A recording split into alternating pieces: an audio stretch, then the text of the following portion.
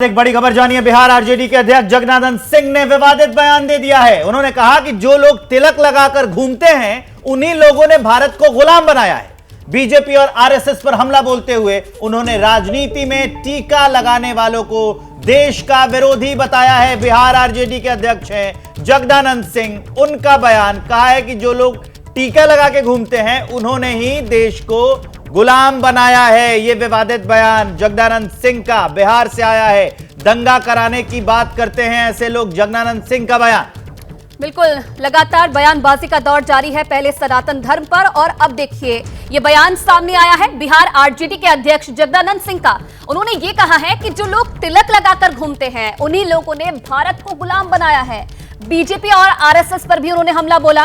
कहा राजनीति में टीका लगाने वालों को देश का विरोधी उन्होंने बताया है। ये दंगा कराने की बात करते हैं। जगदानंद ने इस बात का भी जिक्र किया है। बिहार आरजेडी के अध्यक्ष हैं जगदानंद, जिन्होंने ये विवादित बयान दिया है। सिर्फ हिंदू मुसलमान करते हैं बीजेपी और आरएसएस, ये उनका कहना है।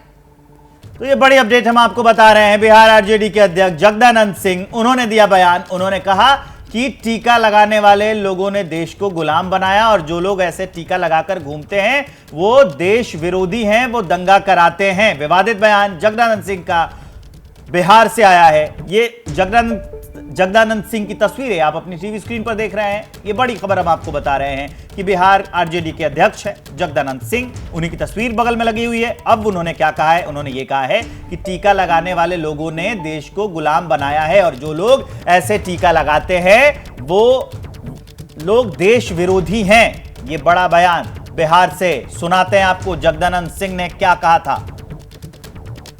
के लिए कोई कितना गिर सकता है, इसका उदाहरण आरजेडी के बिहार प्रदेश अध्यक्ष जगदानंद सिंह दे रहे हैं।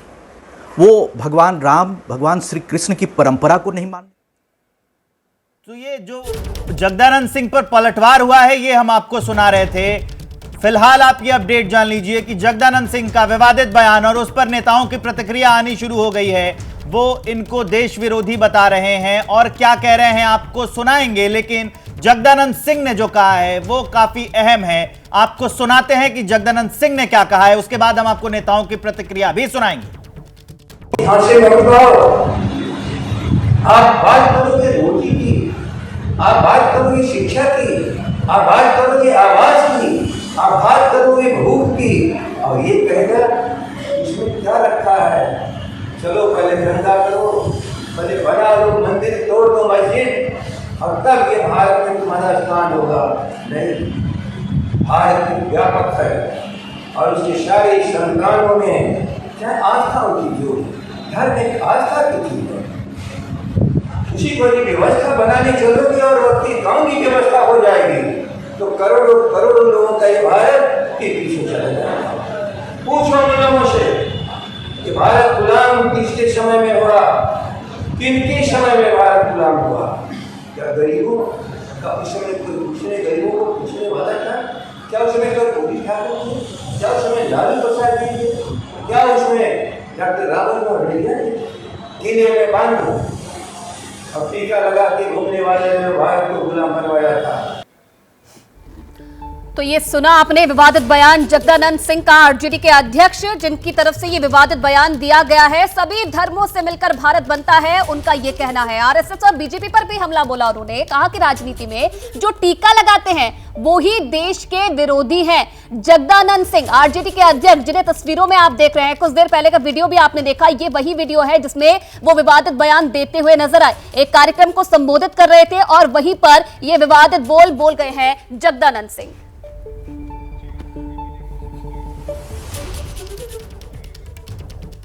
तो जगदानंद के बयान को लेकर राजनीति गर्म हो गई है। बिहार बीजेपी के प्रवक्ता निखिल आनंद ने कहा है कि जगदानंद का राजनीतिक पतन हो गया है। जो भगवान राम और कृष्ण की परंपरा को नहीं मानता है उसके बारे में क्या कहा जा सकता है? राजनीति के लिए कोई कितना गिर सकता है, इसका उदाहरण आरजेडी के बिहार प्रदेश अध्यक्ष जगदानंद सिंह दे रहे हैं। वो भगवान राम, भगवान श्री कृष्ण की परंपरा को नहीं मानते हैं। अब जो उनका विपक्षी गठबंधन है उसके सुर में सुर मिलाने के लिए, उदयनिधि का समर्थन करने के लिए, और जितने भी लेफ्ट लिबरल, आम आदमी पार्टी, कांग्रेस, इसके लोग जो हिंदू धर्म सनातन धर्म के खिलाफ जो बयानबाजी कर रहे हैं, उसी में सुर मिला रहे हैं जगदानंद सिंह। वो राजनीति के लिए, राजनीति में कुछ पाने के लिए कोई व्यक्ति कितना गिर सकता है, इसका उदाहरण है। और आपको लिए चलते हैं सीधा हमारे संवाददाता प्रकाश कुमार के पास। वो बताएंगे कि प्रकाश, ये जो बयान आया था उस समय किस कार्यक्रम में मौजूद थे जगदानंद सिंह, किस कार्यक्रम के आयोजन में गए थे और पूरी बात क्या थी जब उन्होंने ये बोला? दरअसल ये आरजेडी कार्यालय में एक कार्यक्रम आयोजित था। उस कार्यक्रम में खुद जगदानंद सिंह मौजूद थे और प्रदेश अध्यक्ष होने के नाते वहाँ जो उन्होंने भाषण दिया उसमें स्पष्ट तौर पे ये देखा गया कि वो कहीं से ये नहीं कहना चाहते हैं कि हिंदू धर्म या किसी जाति या किसी बात, बल्कि उनके निशाने पर हमेशा से, इसके पहले भी आपने देखा कि रामचरितमानस को लेकर जब शिक्षा मंत्री डॉक्टर चंद्रशेखर का बयान आया था तो उन्होंने न सिर्फ समर्थन किया था बल्कि अपने यहाँ कार्यालय में बुला करके बैठा करके उनकी पीठ ठोकी थी। तो ऐसे में यह बयान देना, तिलकधारियों पर बयान देना, एक समय में लालू यादव भी इस तरह के बयान दिया करते थे, ब्राह्मणों के बारे में सवाल उठाया करते थे और जनेऊ की बात करते थे। तो ये जो इनका जो समाजवाद जो इनका रहा है अब तक का, उसके पीछे की जो रणनीति रही, चाहे वो लोहिया की बात हो, चाहे वो कर्पूरी ठाकुर की बात हो, तो इन सब को जयप्रकाश नारायण की बात करते हैं। तो इसी के आधार पर जो समाजवाद की बात को सामने बढ़ाते हुए इसी को आगे करते हुए बात कर रहे हैं। लेकिन जो टाइमिंग है उसका सबसे ज्यादा असर होता है। जब उदयनिधि स्टालिन ने जो बयान दिया उस पर तेजस्वी यादव ने स्पष्ट कहा कि उन्होंने उस बयान को देखा नहीं है, वो जानते नहीं है, ना ही उन्होंने किनारा किया और ना ही वो समर्थन कर रहे हैं। वो अपने आप को इस बात से अनभिज्ञ बता रहे हैं कि उन्हें कुछ मालूम ही नहीं है।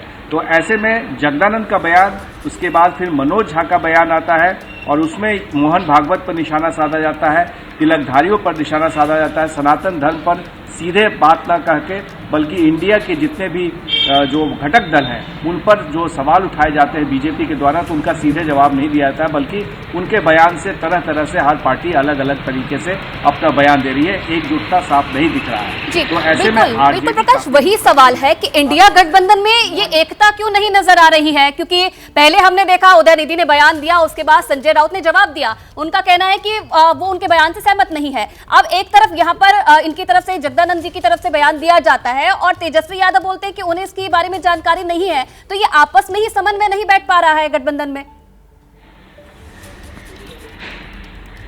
देखिए, ये एक ऐसा सवाल है जिस पर नीतीश कुमार की भी राय अलग रही है।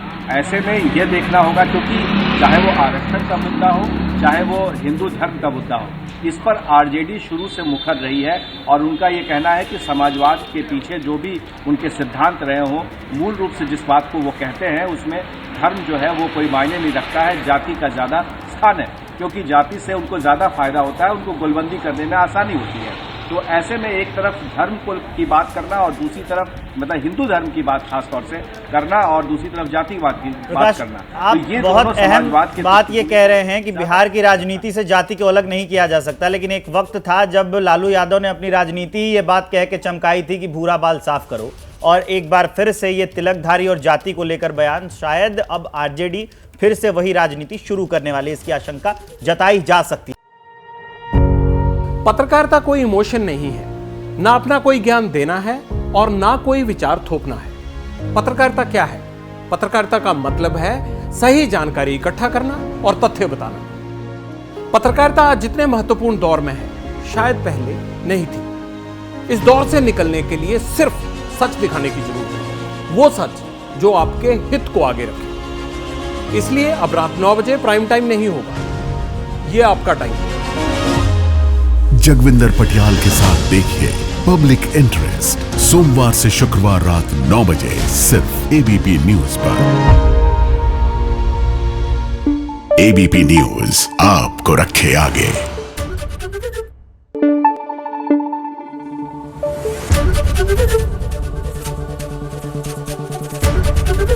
एबीपी न्यूज आपको रखे आगे।